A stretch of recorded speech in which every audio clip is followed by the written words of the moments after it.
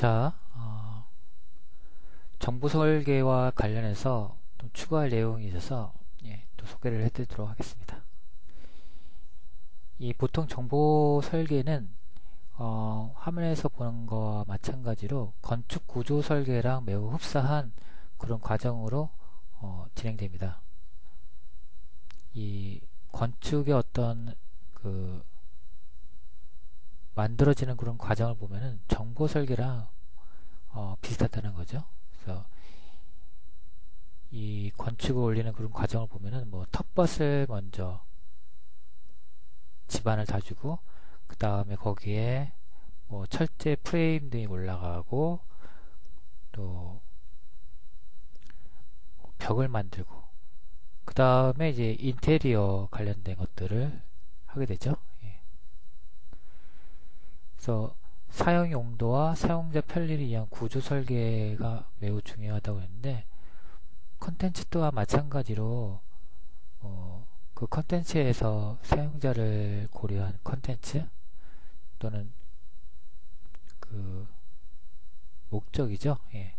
컨텐츠가 뭘 나타내고 있는지 그 목적에 맞춰서 구조 설계를 해야 하기 때문에 이 건축과 매우 유사하다고 할 수 있습니다. 그래서 이 얘기를 왜 하냐면은 우리가 이제 이전 시간에 와이어프레임으로 이 정보 설계를 작업하는 걸 좀 소개해 드렸죠. 손 또는 그 와이어프레임 저작 도구를 활용해서 정보 설계를 하는 그런 건데, 그래서 이런 선들이 어찌 보면은 이 건축에서 보면은 이런 철골 구조와 유사하다는 거죠. 그래서 너무 처음서부터 디자인에 치중하게 되면은 큰 구조를 놓칠 수 있다는 거라고 할 수 있어요. 그래서 이러한 어떤 결과물들에 의해서 최종 결과물들에 의해서 처음서부터 막 진지하게 만들어 볼 수는 없고 대충 뭐 예상하면서 비슷하게 만들어 보는 그런 행위들 그런 걸 이제 보통 프로타이핑이라고 하는데, 이 프로타이핑은 보는 것처럼 소프트웨어 뿐만 아니라 하드웨어 다 관련되어 있죠. 본격적으로 생산하기 전에 그 타당성의 검증이나 성능 평가를 미리 시험삼아 만들어보는 모형 제작 방법. 평면상이라면은 이렇게 종이에다 대고 그려볼 수도 있고, 이게 입체물이라고 하면은 뭐 플라스틱 뭐 이런 거를 쓰는 것보다는 다루기 쉬운 도구, 종이를 통해서 대충 이렇게 생겼을 것이다 라는 걸 한번 보여주는 거죠. 그 다음에 저작 도구를 활용해서 또 보여주는 그런 방법, 간단하게. 그래서 실제 결과물을 만들기 이전에 그 결과물하고 약간 좀 비슷하게 구축함으로써 설계뿐만 아니라 사고 과정 자체에서도 많은 도움을 준다. 아마 나중에 이제 여러분들이 이제 학년이 올라갈수록 이 UI 디자인이라든지 UX 디자인 시간에 이러한 그 와이어프레임 작업을 배우게 될 겁니다. 그래서 이 프로타이핑은 그 아이디어를 발상하는 데 도움이 되고, 또 무엇보다도 이 팀 작업에서 많이 유용하게 적용할 수가 있는 거죠. 저기 뭐 의사소통 도구라고 되어 있는데, 뭐 누군가가 열심히 만들어 놓은 작품을 가지고 이게 잘못됐다고 얘기하면은 굉장히 또 기분이 언짢은 부분들이 있는데, 그 전에 미리 상의하면서 대충 만들어 보면서 서로 합의하는 그런 과정을 통해서 팀 작업을 수월하게 진행할 수 있다는 거죠. 그래서 뭐 서식 등을 통하지 않고 간단한 로우테크 툴을 이용해서 상호 이해와 의사소통을 증진할 수 있다. 이거는 뭐 여럿이 할 때도 효과를 발휘하지만 특히 혼자 할 때도 이 작업을 통해서 하게 되면은 굉장히 견고한 구조를 설계해 나갈 수가 있다는 거죠. 전에처럼 얘기했듯이 목적이 뚜렷한 목적을 명확하게 할 수 있는 작업물들을 만들 수 있는 거죠. 스스로. 그래서 간단한 스케치를 통해서 할 수도 있고 저작 도구를 활용할 수 있다는 거죠. 그래서 와이어프레임이라는 그 자체가 프로타이프에 해당됩니다. 그래서 지나치게 시간과 노력을 투자하지 않고 그냥 간단하게 만들어보는 그런 행위들이죠. 그래서 와이어프레임은 기본적인 구성 요소들을 레이아웃을 그리는 것이며 디자인 작업이 진행되기 전에 완료한다. 한번 대충 그려보는 거니까요. 그래서 골격, 구조를 표현한다. 또 각각 페이지가 여러 페이지라면은 페이지끼리의 그런 관계, 또는 이렇게 하드웨어에서 보면은 각각 그 파트와의 그런 관계, 이런 것들을 볼 수가 있다는 거죠. 그래서 우리가 목업 시간에 목업물을 통해서 나온 이런 입체물이라든지 그 다음에 종이에다가 화면에다가 표현하는 것들, 이게 다 프로타이핑이라고 할 수가 있는 거죠. 디자인에서 구조를 제안하기 위해서 해보는 행위들이다. 그래서 이거 할 때 특히 주의할 점은 너무 정교하게 만들면 그걸 만드는데 시간과 노력을 투자해서 아깝기 때문에 버리기가 힘들다는 거죠. 그래서 너무 정교하게 만들거나 작업하기 이전에 충분하게 이 목적을 고려한 구조라든지 컨텐츠를 배치함으로써, 간단하게 배치함으로써 이렇게 디자인 작업을 하면 되겠다라고 스스로 결정하고 작업하는 거죠. 그래서 이 목업은 그냥 최종 결과물들을 위한 그런 과정에서 나와야지 그게 이제 종결점이 되면 안 된다는 거죠. 너무 정교하지 않으면서도 간단하게 스케치해서 팀원들과 공유할 수 있다. 그래서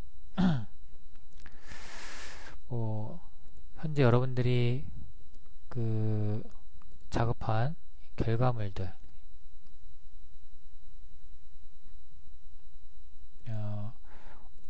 이것도 상당히 퀄리티가 높은 그런 작업들이죠. 그래서 지금 뭐 바꾸라고 하는 건 좀 굉장히 어려울 수도 있는 부분인데, 그래도 한번 그 컨텐츠의 구조를 재배치라든지 또는 목적을 살려서 배치하면은 그 이전보다 훨씬 더 좋은 결과물이 나올 거라 생각됩니다. 그래서 우리가 항상 작업할 때는 이 자료를 수집한 이후에는 그 전에 이제 목적을 먼저 수립하는 거죠. 디자인 컨셉을 만들고 그 목적에 맞는 자료 수집을 한 다음에 수집된 자료를 바탕으로 해서 스케치를 해보고, 이때는 간단하게 그냥 손으로 한번 대충 그려보는 거고, 이걸 좀 더 정밀한 도구로 파워포인트나 뭐 라인 작업을 통해서 와이어프레임을 하고 난 다음에 맨 마지막에는 이걸 시각화하는 거. 그래서 보면은 여기에 이 충실도라고 해서 어떤 퀄리티를 나타낸 건데, 로우 투 미들, 미들 투 하이로 되어 있죠. 그러니까 처음서부터 미들 투 하이로 하게 되면은 이게 자체 구조 설계가 잘못될 수 있다는 거죠. 디자인 작업 들어가기 전에 이 발상 단계와 구조화 단계를 통해서 정보 설계를 충분히 고려를 하는 게 중요하다. 그래서 그래서 로우 피델리티에서는 스케치와 와이프레임 작업이 이제 주로 있는 거고요. 이때는 이제 스트럭처, 구조를 볼 수 있는 거고, 컨텐츠,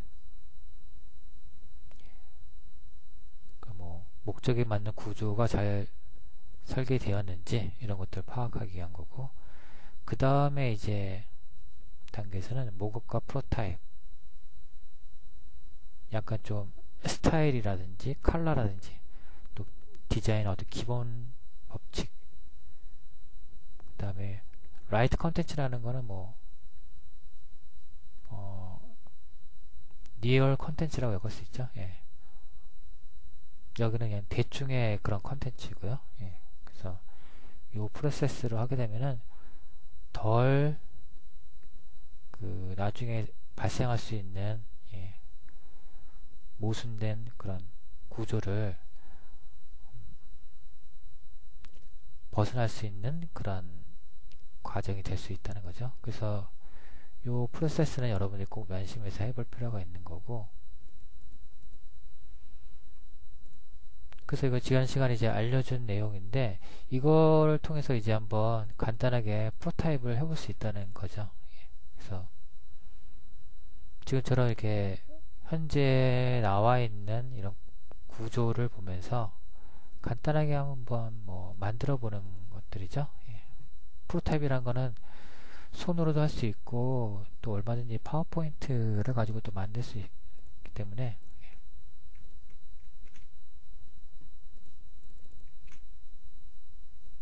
그래서 현재 뭐 이런 구조로 내가 지금 현재 작업을 하려고 그러는 거고, 그래서 뭐 대충 뭐 이런 큰 의자를 먼저 상단에다 배치하고, 그 다음에 뭐 이런 식으로 팔걸이 의자 뭐 이런 식으로 이제 제목이 들어가겠죠.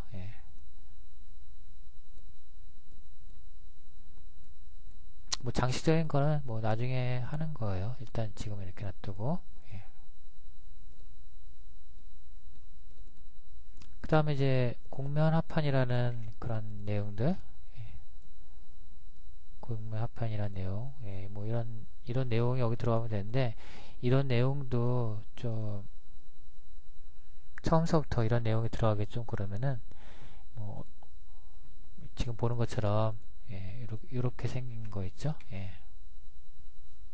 이렇게 생긴 거를 가지고 배치한다는 거죠. 어차피 관련된 글들을 찾아서 넣기만 하면 되는 거니까 지금 이제 구조적으로만 생각하는 거예요. 파비오 의자에 대한 것들, 그 다음에 곡면 합판이라는 이제 글이 이제 나오고, 이게 좀 들어가기 좀 그러면 여기 놔두고, 그래서 곡면 합판에 대한 글이 이제 들어가고, 그 다음에 뭐 여기 들어가도 되고, 뭐 다음에 뭐 글이 좀 많다 그러면 이렇게 표현하면 되겠죠. 그 다음에 뭐 이미지가 좀 필요할 것 같다 생각되면은 여기서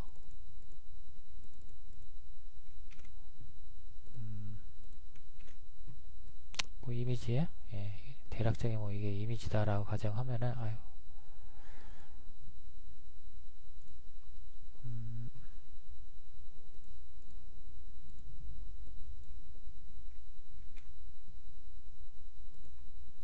이렇게 해서 이게 이미지다라고 하고, 그 다음에 뭐 알바알토를 뭐 이거를 이제 이쪽 부분을 한 두 가지 배열로 만약에 생각하고 있다고 가정한다면은 구조를 뭐 이렇게 가져가고, 그 다음에 여기서는 이제 알바알토에 대해서 이제 소개한다는 거죠. 알바알토에 대해서 뭐 결국엔 알바알토를 소개하는 게 이 페이지에서 중요한 부분이니까, 전면에는 이 알바알토가 이 의자를 통해서 곡면 합판을 지금 기술을 얘기한 거니까요. 그래서 알바알토에 대해서 이렇게 또 소개와 연역에 대해서 이제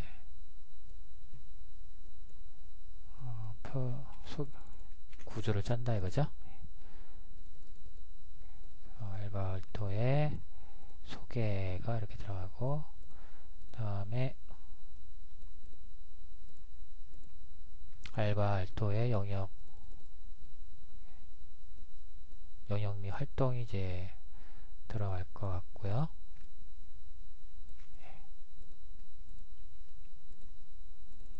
그러면서 뭐 알바알토의 그런 또 사진도 하나 들어가면 좋겠죠. 그래서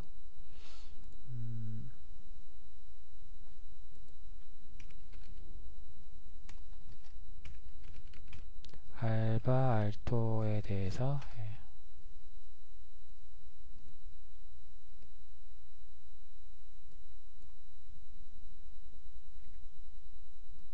제가 이렇게 캡처 프로그램 하나 설치했기 때문에 바로 캡처를 해서 가져올 수 있어요.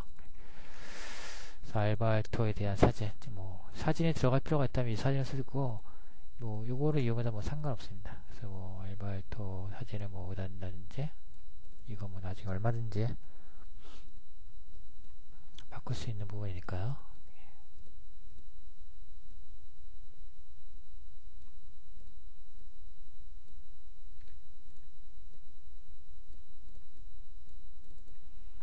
그 다음에 이제 작품들을 쭉 이제 순서대로 배치한다는 거죠. 작품이 이제 나오면 되겠죠. 그래서 작품 1, 2, 3, 4 뭐 이런 식으로 해서 뭐 작품 사진도 알바알토의 어떤 작품들을 특히 공면과 관련된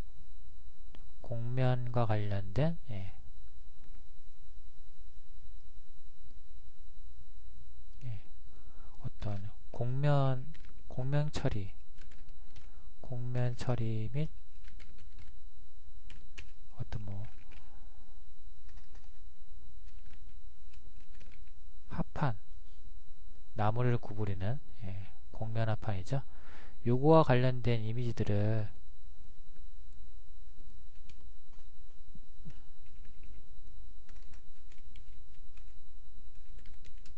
사례들을 여기다 쭉 배치한다는 거죠. 아랫부분에다가는. 그래서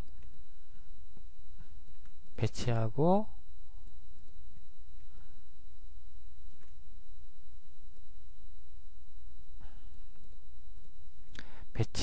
설명하고 뭐 이런 것들을 좀 해줘야겠죠. 배치하고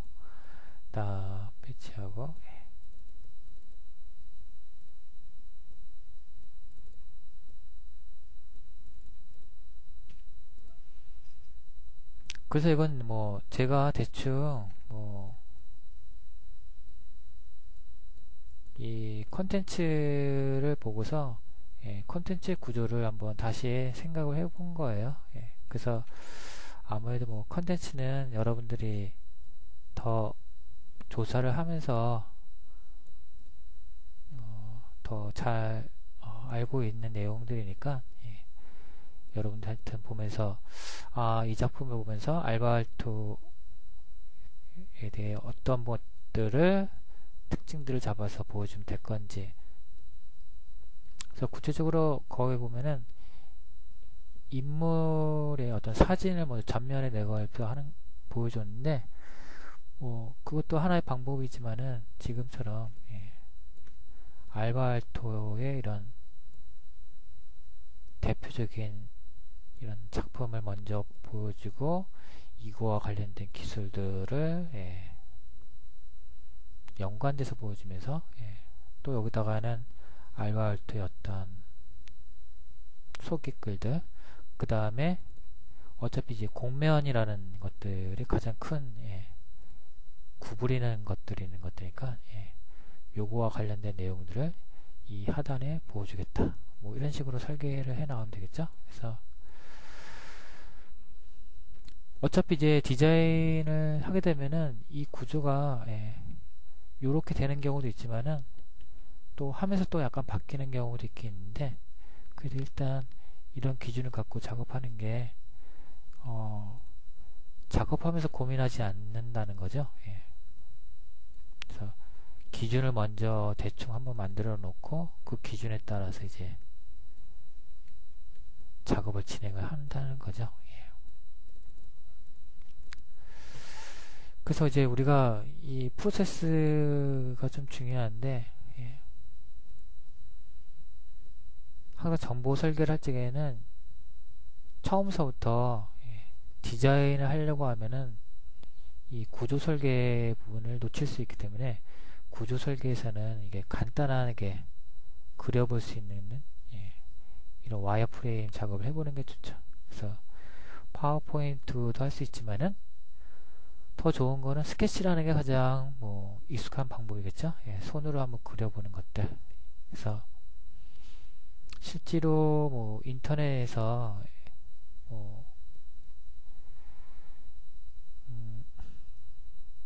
와이어프레임이라고, 와이어프레임 이런 식으로 와이어프레임 이런 식으로 검색을 하면은 와이어프레임 스케치도 있죠. 와이어프레임 디자인, 목업, 이게 손으로 그린 그런 표현 작업들이 굉장히 많이 있죠. 거의 보면은 뭐 컨텐츠, 웹페이지라든지 앱 뭐 이런 것들을 주로 샘플들이 많이 올라와 있는데 앱이나 뭐 웹페이지뿐만 아니라 디자인과 관련된 모든 그런 설계들 그런 것들이 이제 스케치를 통해서 진행되는 거고, 그 다음에 이 스케치를 통해서 구조 설계 내지 아이디어 진행 같은 것들을 할 수 있다는 거죠. 그래서 또 스케치가 아니라면은 이런 또 간단한 파워포인트 도구를 가지고 또 해볼 수 있는 부분이고요.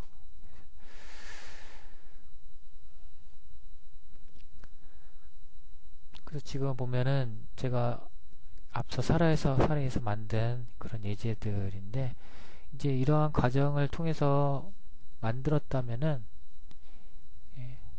요거로 이제 그대로 이제 포토샵으로 또 옮겨보는 작업이에요.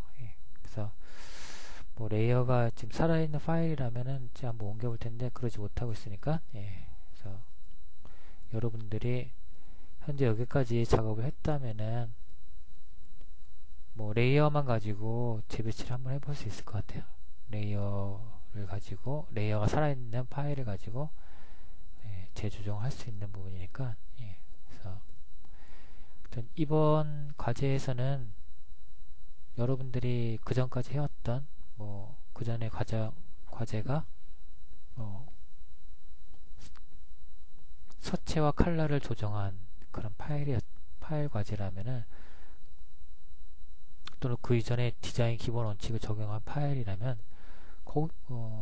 그거를 가지고 컨텐츠를 한번 뭐 재배치를 해본다든지, 또는 어떤 목적에 맞게 컨텐츠를 다시 한번 재구성을 해본다든지, 뭐 이런 식으로 한번 바꿔보는 게 좋을 것 같아요. 그래서 2단계랑 2단계를 비교해 보면서 비교를 한번 해보는 거죠. 어떤 부분이 훨씬 더 목적성을 가지고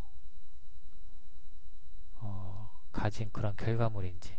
그래서 처음 시작은 우리가 디자인을 브랜드 제품을 소개하기 위해서 시작해서 관련 콘텐츠를 조사했다면은, 지금 단계에서는 이제 이러한 콘텐츠가 정말 목적에 부합한 그런 콘텐츠인지, 또 이분의 특징을 잘 나타내고 있는 콘텐츠인지, 이제 그런 것들을 한번 되돌아볼 수 있다는 거죠.